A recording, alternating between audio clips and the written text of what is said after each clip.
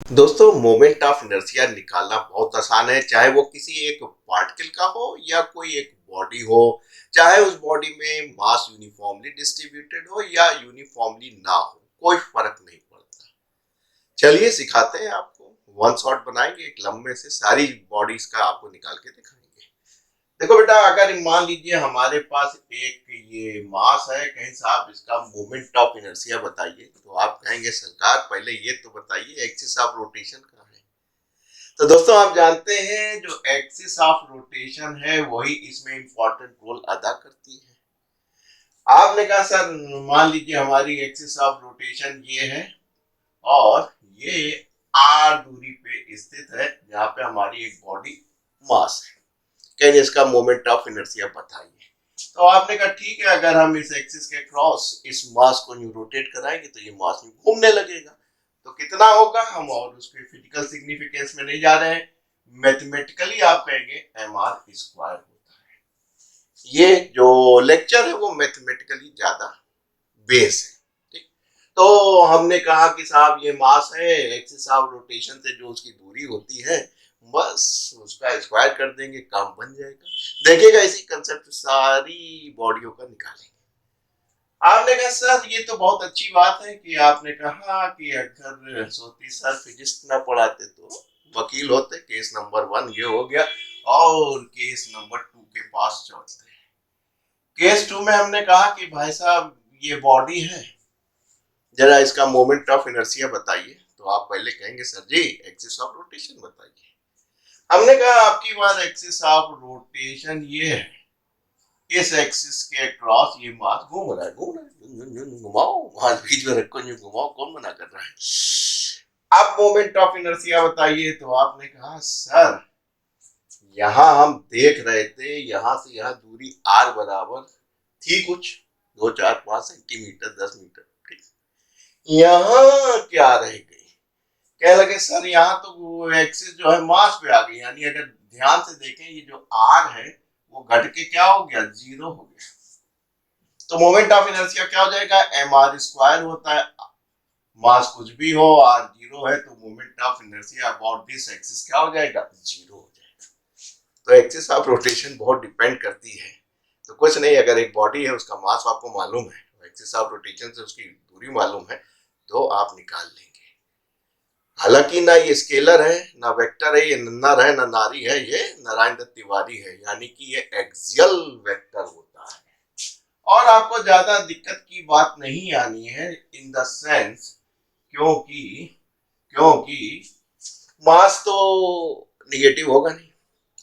Are आपका negative positive हो सकता है अगर ये आप एक एक्सिस बेस मान रहे इधर पॉजिटिव इधर निगेटिव, लेकिन जब आर स्क्वायर करेंगे तो निगेटिव भी स्क्वायर हो जाएगा। तो आपको कोई दिक्कत नहीं है, एक से ज्यादा अनेक पार्टिकल होंगे। तो मेरे दोस्त आप क्या करेंगे, कहेंगे साहब ये डिस्क्रीट पार्टिकल थे, इन सबका निकालना था। तो आपने कहा बस कुछ नहीं करना है, हमको हमको मास मालूम होना चाहिए, एक्सिस ऑफ रोटेशन से उनकी दूरी पता होना चाहिए और स्क्वायर करके सबको जोड़ देंगे तो टोटल हमारा moment of inertia of discrete particle निकल आएगा।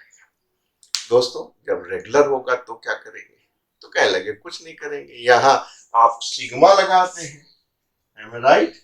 आपने कहा साहब हमारा ये सिग्मा हो गया जो कि आई बराबर 1 से इतना। कब है ये, जब मसला डिस्क्रीट का है, मास अलग अलग है, कोई कहाँ है कोई कहाँ है। कह लगे अगर मास का डिस्ट्रीब्यूशन कंटिन्यूअस है, कहीं टूट नहीं रहा है, लगातार है, तो कह लगे काम तो यही होगा। तो जब कंटिन्यूअस डिस्ट्रीब्यूशन ऑफ मास होगा, राइट, तो आप कहेंगे कि इसी चीज को हम इंटीग्रेट कर देंगे। तो इंटीग्रेट में थोड़ा सा मास कोई ना कोई वेरिएबल होना ही चाहिए। तो आर तो फिक्स है यार, इतनी दूरी पे लिया है, तो मास का ही डिस्ट्रीब्यूशन देखते हैं। तो जो आपके पास मास है उसका डिस्ट्रीब्यूशन देख लेते हैं, उठा के इंटीग्रेट कर देते हैं, क्योंकि यहाँ दिखाई नहीं पड़ रहा है, ये नीचे आ गया है, एम ए राइट। तो ऐसे सूरत हाल में हम इधर लिख देते हैं। तो अगर हमारे पास कंटिन्यूअस है, लगातार है, तो हम कहेंगे कि सर क्या कीजिए, कहीं साहब एक किसी एक्स दूरी पे छोटा सा मास ले ले कि उसका जो डीएम साहब है, डीएम तो बहुत इंपॉर्टेंट होता है, आप तो जानते ही, डिस्ट्रिक्ट मजिस्ट्रेट, बगैर उसके कोनो काम ही नहीं बनता।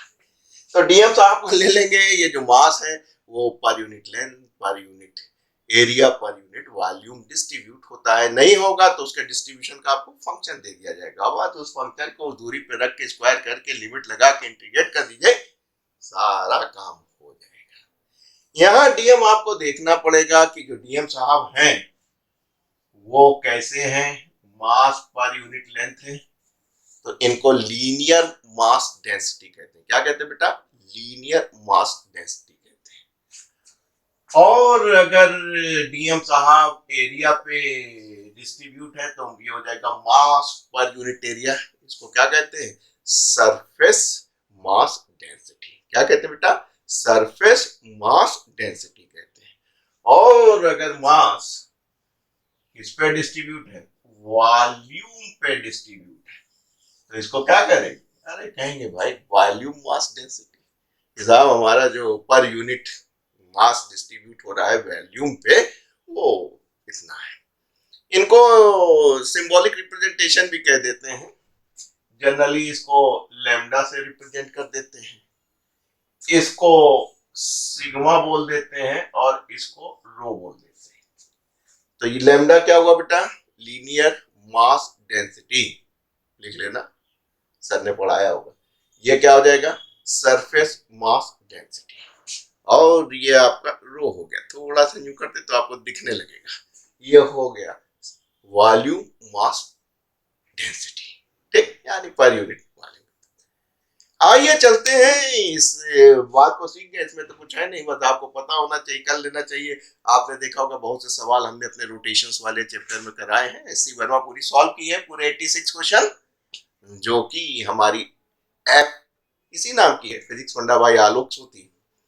गूगल प्ले स्टोर पे है, चले जाइए, डाउनलोड कीजिए और एंजॉय कीजिए।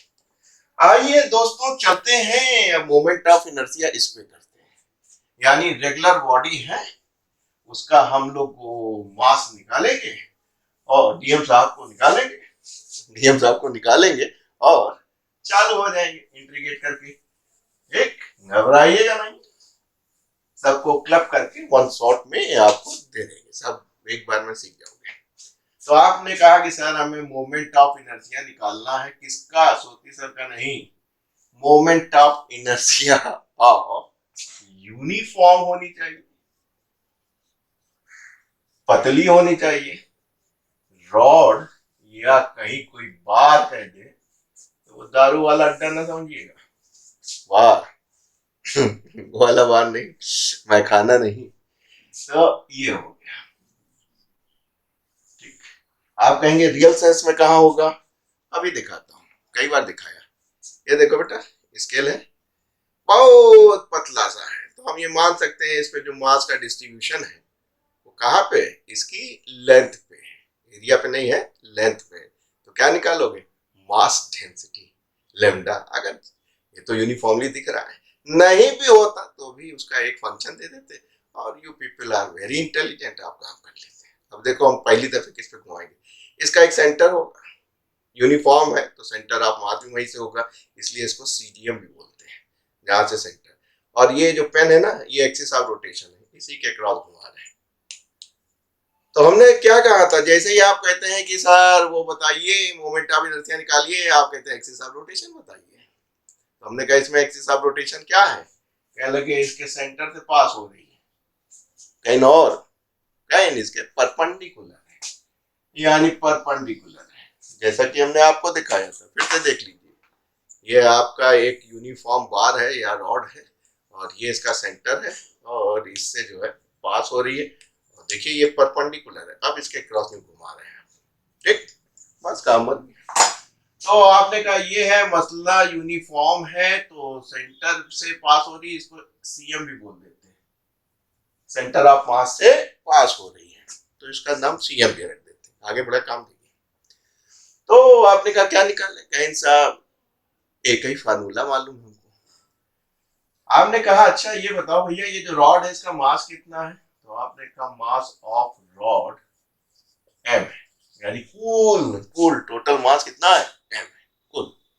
ठीक, कहीं लेंथ भी बता दी, क्या लगे सर लेंथ ऑफ रॉड जो है, लेंथ ऑफ रॉड l है, लेंथ ऑफ रॉड जो है वो बड़का वाला l है, राइट।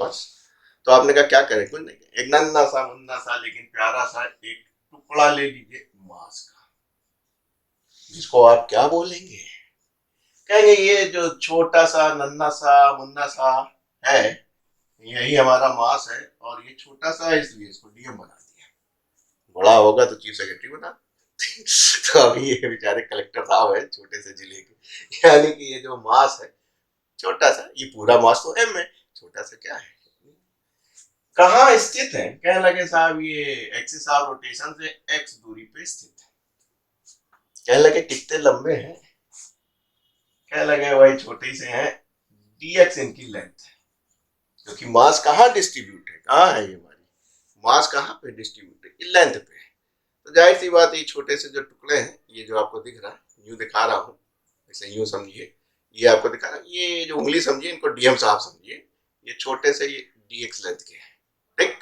बस, तो कहने लगे डीएम साहब आपका मास कितना होगा, कहने लगे भैया हमारा मास यूनिफॉर्मली है, यूनिफॉर्म है, तो मास पर यूनिट लेंथ सेम होगा, मास पर यूनिट सेम होगा, अगर 10 मीटर का है 10 किलो का है तो प्रति मीटर कितना हो जाएगा 10/1 यानी 1 किलो पर मीटर, ठीक।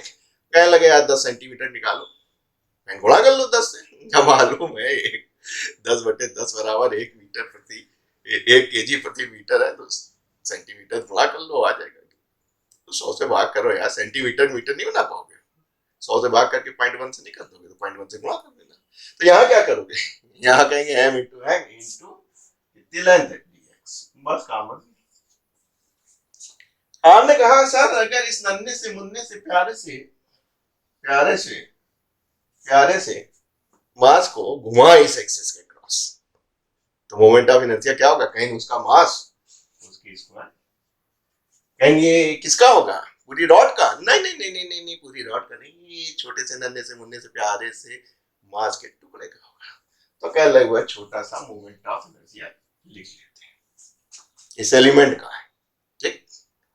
अब क्या करना है, कहीं से एलिमेंट का नहीं, हमको कूल चाहिए, कहीं कूल निकाल, तो कूल निकालने के लिए क्या करेंगे, मास रेगुलरली डिस्ट्रीब्यूट है, अगर अलग अलग होता तो आप सिग्मा कर देते, क्योंकि पूरी मास ही मास है, देखो पूरे बार में मास ही मास है, तो क्या करोगे, इंटीग्रेट करेंगे,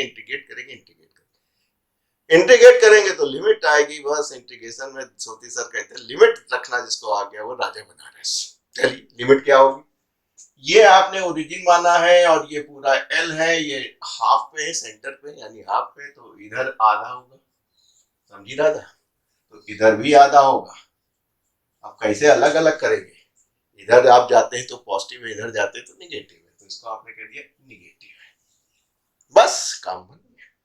कहीं जब हम लोअर स्थिति पे थे यहाँ पे थे, कहीं यहाँ पे तो कोई मास ही नहीं है, इसलिए मोमेंट ऑफ इनर्शिया नहीं होगा, कहीं लिमिट क्या है, लिमिट है -L/2, कहीं जब आप यहाँ पहुंचे तो लिमिट क्या हो गई L/2 हो गई, कहीं बस बस बस यहाँ से यहाँ तक का मतलब है कि टोटल हमारा मोमेंट ऑफ इनर्शिया आ गया। तो दोस्तों कुछ नहीं करते हैं, जल्दी से डीएम साहब को रख लेते हैं, डीएम साहब कहाँ है, m है, l है, dx है, और ये x² पहले से मौजूद थे, इंटीग्रेट करते, देखिए साहब m भी कहीं नहीं जा रहा है, l भी कहीं नहीं जा रहा है, कांस्टेंट है मल्टीप्लिकेशन में, तो सोती सर ने कहा है कि भाई यही तो आई हो जाएगा, अरे लिमिट भी रखोगे तो भी कोई फर्क नहीं पड़ेगा, तो चूंकि m/l कांस्टेंट है, बाहर ले लीजिए तो कितना बचा, कहीं इतना कहीं उठा के इंटीग्रेट कर दीजिए इसको x² को, समझ गया, आपने कहा साहब दिस माइनस दिस, और ये हो गया, इसका आप जानते हैं n+1 यानी 2 + 1 3 अपॉन ये n यानी 2 + 1, लिमिट रख दीजिए आपका आंसर आ जाएगा, राइट। ये जो मोमेंट ऑफ इनर्शिया निकल रहा है उसकी एक्सिस ऑफ रोटेशन क्या है, आपने लिखा कि passing through through centre and perpendicular to plane, plane का वो परपेंडिकुलर। क्लियर बेटा? हाँ बस अब लिमिट ही रखो। तो ये हो गया m, ये हो गया l, तीन कांस्टेंट है, बाहर आ गया अपर लिमिट यानी x बराबर l बटे 2 का क्यूब, l बटे 2 का क्यूब माइनस माइनस l बटे 2 का क्यूब। ठीक, क्लियर? मुस्कुराते दो यार। m अपान 3l क्या हो गया, l क्यूब बाई 8, यहां माइनस होगा, क्यूब है, एक बार प्लस एक बार माइनस, वो माइनस माइनस प्लस, इतना तो जानते हो, you people are very intelligent. ये हो गया इतना, ये हो गया 2, एक आम प्लस एक आम बराबर 2 आम। एक हमारे दर्शक हैं बड़ी दूर से, विदेश से, कहते हैं आपका एक आम प्लस एक आम बराबर 2 आम बहुत अच्छा लगता है। हमारा जब दो सेम चीजें जोड़ोगे तो वो दुगनी तो हो जाएगी। तो आपका इसका गुणा कर लीजिए, नीचे कटने लगा है इसलिए हम यहाँ लिख रहे हैं, इसको इससे काट लीजिए, तो ये हो गया एम एल स्क्वायर, और ये क्या हो गया 4×12। और जो एक्सिस ऑफ रोटेशन थी, जो सेंटर ऑफ मास से पास हो रही थी, इसीलिए आप क्या कह रहे थे, एक्सियम कह रहे थे, यम यम, ये हमारे क्या के जो गांव से बच्चा आता है यल यम एन, उसकी याद दिलाता है। तो आपने कहा कि सर ये सेंटर ऑफ मास से पास हो रहा है, एक्सियम बराबर क्या हो जाएगा, एम एल स्क्वायर वाई, यानी जब इसके क्रॉस घुमाएंगे, ये आपका मास होगा, ये लेंथ होगा, तो इस रॉड का मोमेंट ऑफ इनर्शिया कितना होगा, एम एल स्क्वायर वाई 12 होगा। ये बेटा लिमिट एल वाई 2 है, जो मुझे लग रहा है कि आपको दिख नहीं रही, मैं कैमरा और सेट कर देता हूं, ये दिखना लगा।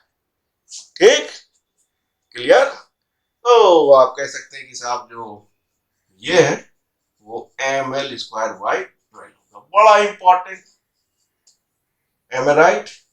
और दोस्तों अभी मुझे क्लास लेने जाना, देर हो रही है, होऊंगा बनाऊंगा इसी जोड़ता रहूंगा, और अब की बार किस पे निकालूंगा आके, जरा मैं क्लास पढ़ाया हूं। तो ऐसी स्थिति में क्या हो जाएगा, ये वाला अगर एक्सिस ऑफ रोटेशन हो जाए, यानी अबाउट वन एंड हो जाए, तब क्या होगा, वही होगा जो मंजूर खुदा होगा, वहां कुछ नहीं होगा। डीएम साहब को निकालेंगे, उनकी दूरी लेंगे, स्क्वायर कर देंगे, लिमिट बदल देंगे, और आप देखेंगे एम एल स्क्वायर वाई 3 होगा। तो फिलहाल अभी देते हैं बॉडी को विराम, मिलते हैं, इसके लिए घबराइएगा नहीं, सबको क्लब कर देंगे।